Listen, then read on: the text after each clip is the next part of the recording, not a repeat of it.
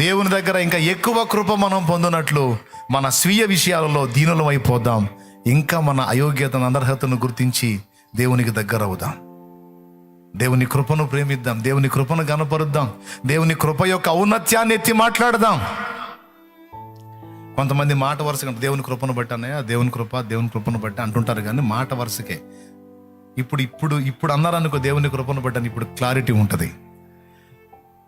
అంతకుముందేమో మాట వరుసగా అనేవాళ్ళు, దేవుని కృపను బట్టి అన్నయ్య, దేవుడి కృపను బట్టి ఇట్లా చేశాడు, దేవుని కృపను బట్టి అట్లా చేశాడని ఆశువుగా అదొక అలవాటు మాటగా వాడేవాళ్ళు. ఇప్పుడు మాట్లాడలేరు అట్లా. ఇప్పుడు కృప అనగానే ఆగుతారు. ఇక దేవుని కృప అన్నయ్య, దేవుని కృప అని గట్టిగా అక్కడ ఆగుతారా పరిగెత్తుతారా? ఎంతమందికి అర్థమైందండి నేను చెప్పింది?